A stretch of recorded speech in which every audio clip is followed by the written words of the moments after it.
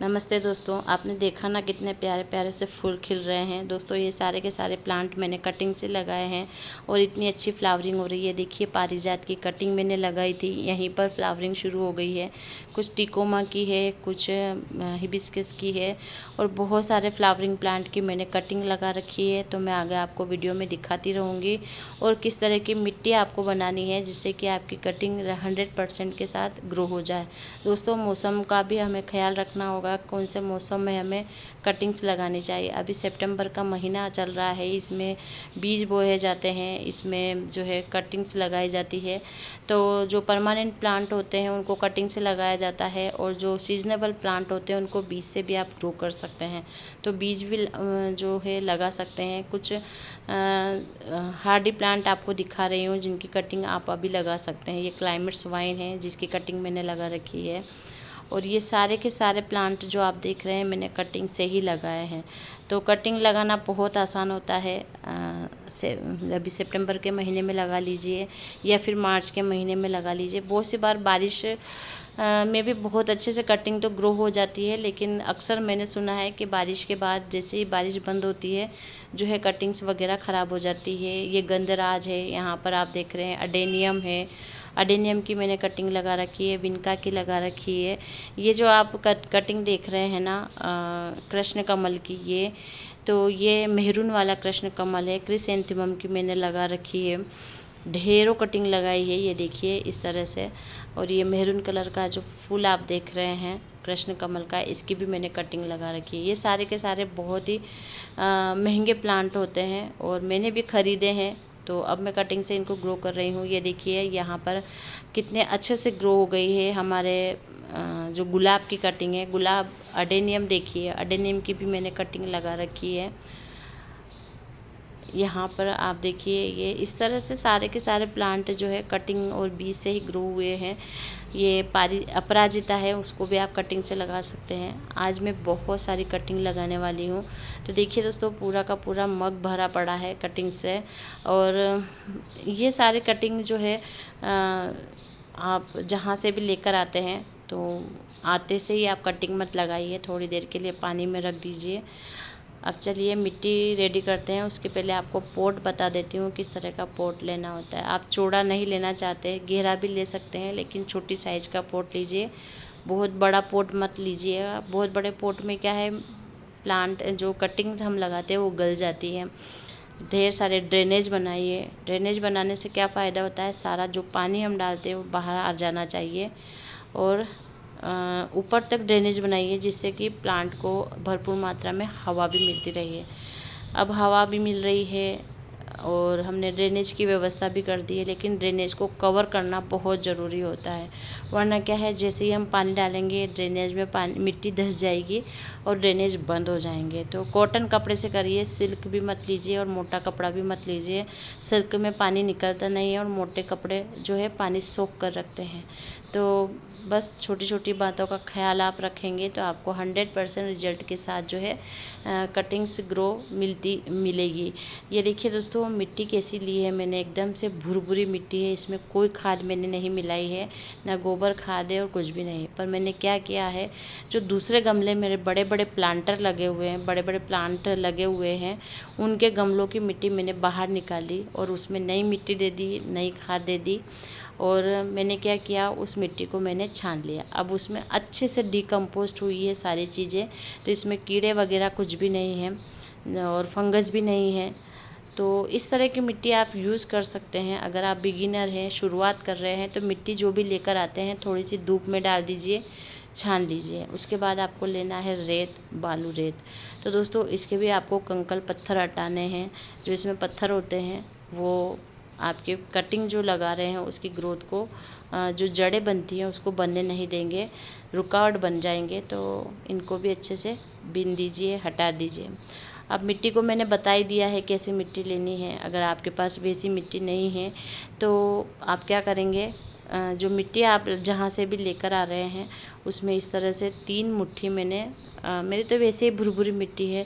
अगर आपकी चिकनी मिट्टी है तो आधा आधा हिस्सा ले लीजिए। अगर अच्छे से भुरभुरी मिट्टी है, एकदम से पोरस मिट्टी है, वेल ड्रेन मिट्टी है, तो आप क्या करेंगे, 3 मुट्ठी आपने जो है ये ले लेना है, बालू रेत ले लेना है। अब आपने देख लिया है कि किस तरह से मैंने मिट्टी रेडी की है। अच्छे से मिक्स कीजिए बिल्कुल बढ़िया से इसको। ये देखिए बराबर हो जाना चाहिए, एकदम से घुल मिल जाना चाहिए। अब क्या करेंगे हम, अब उसमें मिलाएंगे थोड़ा सा फंजीसाइड। ये देखिए, इससे कि थोड़ा बहुत भी अगर कभी फंगस रह गया हो, जैसे बारिश चल रही थी तो बारिश की वजह से क्या है, मिट्टी में फंगस बहुत लगता है। तो अगर फंगस रह भी गया हो तो सारा का सारा ख़त्म हो जाएगा, कीड़े वगैरह भी नहीं बचेंगे। पोट को भर दीजिए इस तरह से। दोस्तों, मैं आपको जो तरीका बता रही हूँ कटिंग लगाने का, अगर आपने लगाया और आपके रिजल्ट सही नहीं आए तो आप मुझे कमेंट करके ज़रूर बताइएगा। क्योंकि मैंने जब भी इस तरह की मिट्टी में प्लांट लगाए हैं, और मैं आपको आगे भी बताऊंगी कि किस जगह पर इनको पोट को रखना चाहिए, जिससे कि आपकी कटिंग कभी ख़राब ना हो, सूखे ना, गले ना। गलने की हमने व्यवस्था कर दी है, ड्रेनेज बना दी है, पर सूखनी भी नहीं चाहिए। गलने की एक और व्यवस्था हमें करनी है। सबसे पहले तो हम इसे मिट्टी में ढेर सारा पानी देंगे। जब तक पानी देंगे जब तक कि ड्रेनेज से पानी बाहर ना जाए, मतलब मिट्टी पूरी की पूरी अच्छे से गीली हो जानी चाहिए। ये देखिए, ढेरों पानी दीजिए, मतलब जितने 1 2 3 मग जितने भी लग जाते हैं आप दीजिए। अभी स्प्रे बॉटल का इस्तेमाल मत कीजिए, वरना स्प्रे बॉटल से सिर्फ ऊपर ऊपर की जो मिट्टी है ना वो ही गीली होती है, अंदर सारा सूखा रह जाएगा। पहले से भी मैंने करके नहीं रखी है क्योंकि वो चिपचिपी सी हो जाती है। मुझे आपको दिखाना भी था कि किस तरह से। ये देखिए, ड्रेनेज से सारा पानी बाहर आ गया है, मतलब परफेक्ट जो है हमने ड्रेनेज बनाए थे वो परफेक्ट है। उसको जो कॉटन कपड़े से हमने कवर किया था वो सारा हमारा सक्सेस हो गया है। मिट्टी को वापस समतल कर लीजिए, एकदम से एक जैसा करना है। उसके बाद क्या करना है, होल बना लीजिए। अब होल बनाने के लिए आप ब्रश ले लीजिए, या फिर आप देख सकते हैं कितना मोटा मैंने डंडा लिया है, वो ले सकते हैं। और एक पोट में जो चौड़े वाले पोट है उसमें आप कम से कम 5 से 7 या 10 कटिंग भी लगा सकते हैं। मैं तो बहुत लगाने वाली हूँ, आप देखिएगा। ये गुलाब की कटिंग है। विंटर में गुलाब बहुत अच्छी फ्लावरिंग करता है, तो आप गुलाब की अभी कटिंग लगा देंगे ना तो आपको दिसंबर और जनवरी तक इसमें फ्लावरिंग शुरू हो जाएगी। मेरे यहाँ पर मैंने आपको हिबिस्कस की जो रिपोर्टिंग बताई थी उसमें आपने देखा ही है, महीने भर में रिपोर्टिंग के बाद फ्लावरिंग शुरू हो गई है। तो आज आप ये भी देख लीजिए। सबसे पहले तो नीचे आपको तिरछा कट लगाना है, और जो डंडियाँ सूख रही है, काली हो रही है, उनको हटा देना है, वरना फंगस जो है पूरी कटिंग में फैल जाएगा।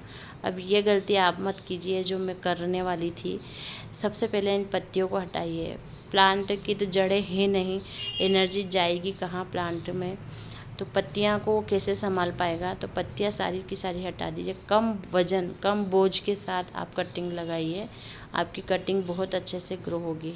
तो सारी की सारी पत्तियां हटा दीजिए, ये इस तरह से।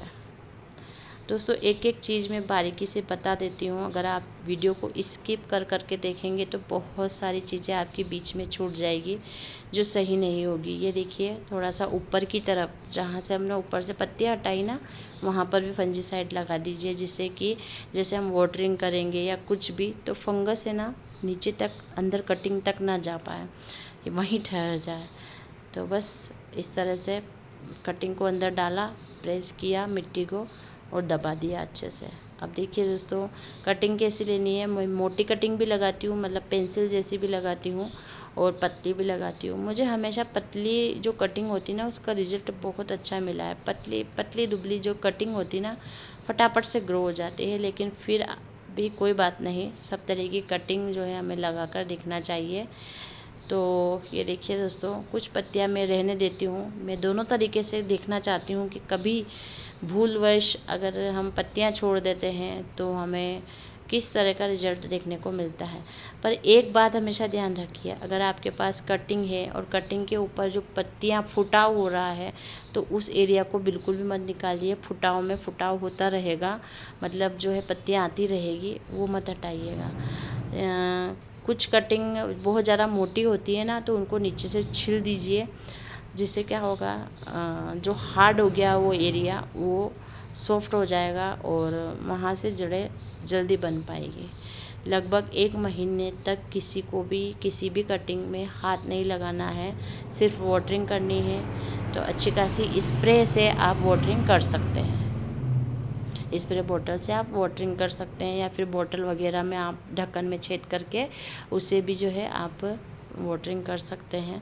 अब आपको आगे मैं दिखाने वाली हूँ कि कौन सी जगह पर इसे रखना है। बहुत से लोग क्या करते हैं, कटिंग लगाकर ऐसी छाँव में रख देते हैं कि कटिंग जो है वहीं गल जाती है, या फिर ऐसी धूप में रख देते हैं जहाँ दिन भर की धूप आ रही है तो कटिंग क्या है 2-4 दिन में ही सूख जाती है। तो ऐसा नहीं करना है।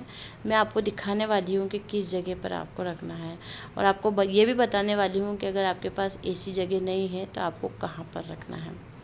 तो अच्छे से मैंने सारी कटिंग को दबा दबा कर, मतलब मिट्टी को दबा दिया है, जिससे कि ये हिल डुल ना पाए। हिलने डुलने पर क्या है, जड़ें बनती नहीं हैं और फिर प्लांट ग्रो हो ही नहीं पाते हैं। मैं अक्सर क्या करती हूँ, जो बड़े बड़े गमले होते हैं उन्हीं में कटिंग लगा देती हूँ, मुझे उसमें ज़्यादा अच्छा रिज़ल्ट मिलता है। और इसका कारण ये होता है कि उसमें जो खाद होती है वो हम देते हैं तो वो अच्छी डिकम्पोस्ट हुई होती है। जो बड़े बड़े गमले होते हैं उनमें लगा देती हूँ। जो बहुत टाइम पहले मैंने खाद दी है उसमें लगाती हूँ, नई नई जिसमें खाद दी है वो उसमें मैं नहीं लगाती हूँ। ये देखिए दोस्तों, बड़े बड़े प्लांट लगे हैं और छायादार जगह है, लेकिन छाया इतनी भी नहीं है कि बिल्कुल भी धूप नहीं आ रही है। यहाँ पर छन छन के धूप आ रही है, जो प्लांट के लिए काफ़ी है। जो परमानेंट प्लांट हो या सीजनेबल प्लांट हो, हमेशा ध्यान रखिए कि कुछ ऐसी जगह चुनिए जहाँ पर छन छन के धूप आ रही हो, वहाँ पर कटिंग्स लगाइए, आपको 100% रिजल्ट मिलेगा। देखिए सभी बड़े बड़े पौधों की छाँव में इस तरह से मैंने बीच में जगह करके यहाँ पर कटिंग